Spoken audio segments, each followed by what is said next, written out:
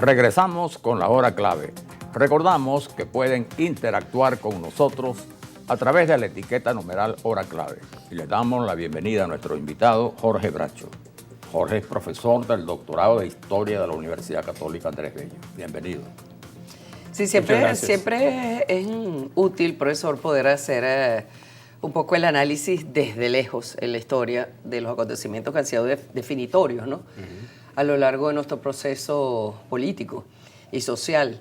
En este caso, siempre cuando uno está bajo una dictadura, no se ve el final del túnel. Porque como hay silencio y hay represión y hay persecución, pues la gente se ve como perdida. Esto no va a tener fin. No obstante, hay cosas que van fluyendo underground, es decir, sin ser percibidas, que son las que de repente producen una definición. ¿Qué pasó el 23, los tiempos previos al 23 de enero? Bien, bueno, muy buenos días.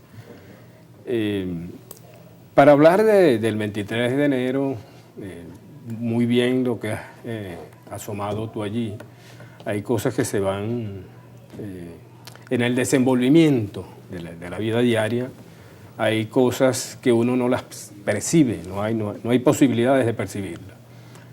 Por supuesto, sospechas. Claro. Pero ese 23 de enero yo creo que confluyeron una gran cantidad de cosas que dieron origen a la huida o al escape de Marcos Pérez Jiménez. Y lo importante de eso es que señala una serie de elementos que 10 años, por ejemplo, no estaban presentes. Y además, el cambio político que se suscitó, sus protagonistas fueron otros. Si en momentos anteriores, por supuesto, estaban los estudiantes y las organizaciones políticas, acá se dio un elemento nuevo, un elemento que tenía que ver con 10 años de una transformación de un país y de cambios importantes, sobre todo en el centro del país, y que tuvieron que ver, y yo creo que la mejor imagen, simplificando lo que uno pudiera hablar de esto, es del hombre de la chaqueta negra, Diógenes Caballero. Diógenes Caballero no era militante de una organización política, no militó en partido político alguno, no, eran parte de aquella masa de venezolanos que llegaron a la ciudad de Caracas porque la depresión del campo los había obligado a venirse a Caracas. Claro. Después que el petróleo ejerció pues, esa atracción. Por supuesto. Hay un dato muy interesante porque para 1948 Caracas no llegaba a 500.000 habitantes. Ya en el 58 era más del doble. ¿Y dónde estaba esa población? ¿Dónde estaban? Bueno, en los cerros. Claro. Y para eso que Pérez Jiménez había promovido la construcción de una serie de edificaciones para erradicar los ranchos, por ejemplo. Y que pero él se hizo hay famoso. algo que él emprendió fue la infraestructura. Exacto, por supuesto. De ahí, eso fue uno de los elementos que minó su relación con alguno del bloque dominante que estuvieron con él al inicio. Que fueron el caso de muchos de los empresarios que, si bien en fe de cámaras no era una unidad homogénea, porque allá habían, por supuesto, industriales, comerciantes, pero al lado de esos estaban los privilegiados, que eran los que trabajaban, bueno, que comerciaban con el cemento, los privilegiados con las constructoras.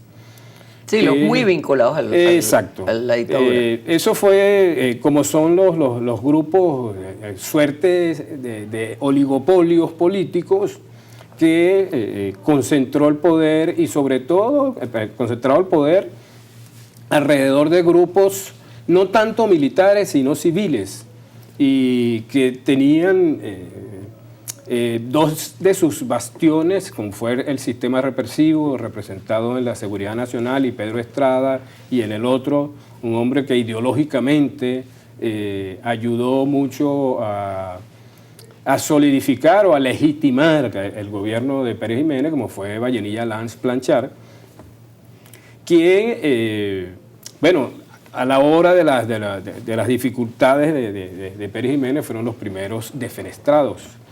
Pero eso, para terminar la idea inicial de ese grupo, que bueno, se puede llamar la masa popular, ese grupo que emergió en ese momento, habían factores allí, y como se presentan los cambios, que la historia es ejemplar en eso, hay mucho de albur, hay mucho de azar, hay mucho de contingencia, no todo es totalmente planificado. Muchas veces las personas piensan que los cambios y las transformaciones se dan o que se atrasan porque los otros se equivocan o me están traicionando. No, es muy difícil, y tal cual como tú lo decías hace un momento, en momentos cuando no existen realmente y verdaderamente garantías para expresar libremente el pensamiento o lo que nosotros y en aquella época sin redes sociales ni adelantos comunicacionales de ninguna especie. Pero bueno, lo interesante de eso es, yo en estos días que estaba revisando, o no sé a propósito de qué, leyendo algo, y hablaban de un farmacéutico que era muy joven en esa época, no llegaba a 30 años, de apellido Centeno Lucinchi. Sí, Oscar Centeno Lucinchi. Oscar, es que se llama. Pero como un amigo. Gran amigo, gran persona, además. Amigo de este programa. Sí, señor. Bueno, él era el enlace entre los estudiantes y los militares jóvenes, con los tenientes, porque ese fue un movimiento de tenientes fundamentalmente. Sí. Por supuesto, en el desenlace entraron otros actores, y empezaron todos, porque la mayoría de esas personas que participaron allí y no fueron protagonistas, luego hablan muy mal de lo que pasó después del 23 de enero, pero en fin, son cosas bien interesantes porque eran personas comunes y corrientes. Exacto. Él tenía una farmacia, por supuesto, le gustaba el hipismo, él era un hombre fanático del hipismo. Otra cosa, otro indicador del siglo XX que es bien interesante, y él así hizo amistad con militares, con militares de rangos medios. Y bueno, según hasta donde uno puede conocer qué fue lo que sucedió allí, los estudiantes tenían muy buena fama, tenían mejor fama o eran mejor vistos por parte de los militares y la misma opinión pública que los mismos partidos políticos. Sí, porque era gente muy pura. No, ya había ocurrido además las huelgas universitarias en noviembre, ¿no? Claro. Fueron un episodio importante. Y los elementos, bueno, los muchachos, lo que el futuro, en fin, ahí entran en juego otras cuestiones que tienen que ver sociológicas, pero es bien interesante los elementos que entraron en juego allí. Y yo creo que en Venezuela todavía no se ha hecho un estudio general, profundo de lo que pasó el 23 de enero, quizás porque está muy cerca, los protagonistas, en fin. Pero es bien interesante esos elementos que entraron en juego allí. Esos primeros, bueno, esa masa, ese grupo informe, muchas veces que tú dices, bueno, ¿quién logró articularlos? Por supuesto, empezaron a suceder una serie de situaciones, como por ejemplo en el 57, la pastoral de Arias Blanco. Fue muy importante. Eso fue, y bueno, para Pérez Jiménez debe haber sido algo que lo llenó de confusión, pues. Porque si alguien tuvo en el gobierno de Pérez Jiménez de privilegio, fueron ellos, por supuesto, porque cambió algunas la legislación, sobre todo al principio, después en el 52, que tenían que ver con lo que se había hecho en el trienio Adeco, que traían ese mal recuerdo dentro del mundo de la iglesia. Pero también estaban otros elementos que a veces escapaban de las manos del mismo Pérez Jiménez. Por ejemplo, los editoriales del Heraldo, que los escribía Vallenilla Lanz, y los editoriales de la religión. De la religión. Porque estaba también SIC, pero SIC como que era como más críptica, ¿sabes? No iba al grano directo como sí hacía Enríquez en la religión. Claro.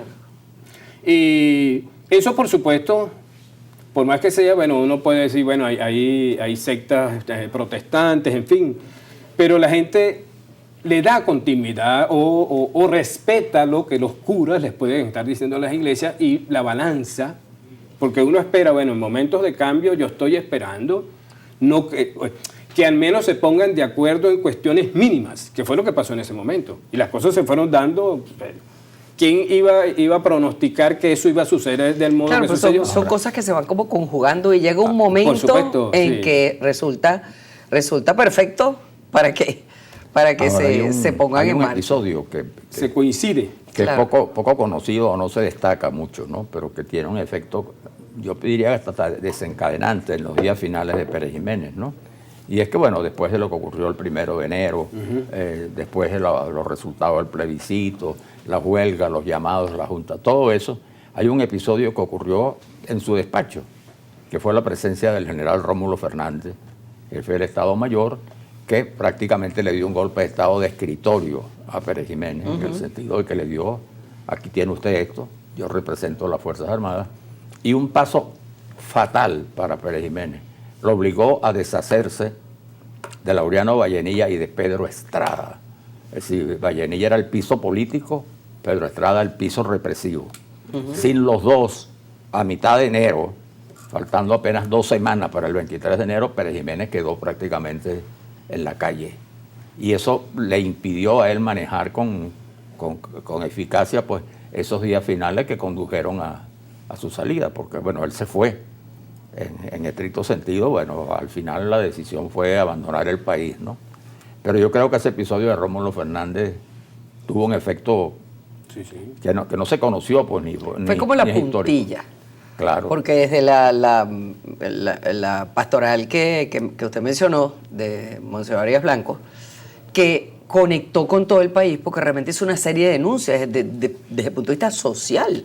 Casi que no se metió con el tema político, sino desde el punto de vista social hizo una serie de denuncias, la situación de los trabajadores, etcétera, etcétera, a pesar de ser un país que estaba boyante, o por lo menos su economía parecía estarlo por todas esas obras de infraestructura que están construyendo, y la gente estaba pasándola muy mal desde el punto de vista de la situación económica. Entonces eso conectó, y a partir de ahí se hizo como más evidente que se desata un cronograma insurreccional que va a conectar con todos estos hechos. Claro, así es. Fíjate, uno ve las estadísticas de ese tiempo y no hay bajas en los precios del petróleo, o sea, ni en los precios ni en la cantidad que se exportaba. Y los ingresos, por supuesto, muy altos. Incluso se otorgaron concesiones. Claro, lo que había algunas cosas que se interrumpieron entre el 45 y el 48, las restituyó Pérez Jiménez. Pero Pérez Jiménez no dejó, o el proyecto ese que llamaron el nuevo ideal nacional, siguió con su propósito de modernización del país. Claro, bajo otra concepción, bajo otras bases. En dictadura. Y militaristas, muchas veces racialistas, porque recordemos nosotros que la inmigración que se propuso en ese momento fue una inmigración pensando en sustituir taras heredadas de la población venezolana que les impedían, o que salieran, que les impedía ser más productivos, trabajadores más efectivos, pero una creencia, ¿no?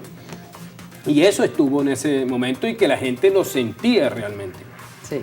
Y ahí hubo otros factores cuando... Tenemos que redondear, pues nos queda un minutico. Ya, bueno, entonces, en fin, es como hemos dicho aquí, hubo situaciones que confluyeron en ese momento, no solamente que tuvieron que ver con la cuestión religiosa, como lo hemos dicho, la espontaneidad de esas masas, que también jugó un rol importante, que el hombre de la chaqueta negra la ejemplifica muy bien. El caso de las organizaciones políticas, bueno, que eran las más organizadas allí, y lo que era tradicional con los actores políticos de ese momento, y lo que sucedió alrededor de el dictador y los personeros o todos aquellos que sustentaban su forma de gobierno, que en ese momento se quebró. Claro. Y se quebró porque precisamente dentro del ejército, que es fundamental, y eso ha sido fundamental en la historia de Venezuela, los tenientes, sobre todo fueron los tenientes, después aparecerían los otros, pero fueron esos grupos los que estaban o eran más críticos con esa dictadura y sus secuelas de daños sociales. Y estaban más comprometidos, obviamente. Así es. Claro. Bueno, muchísimas gracias por habernos acompañado. Vamos a hacer la pausa, ya regresamos.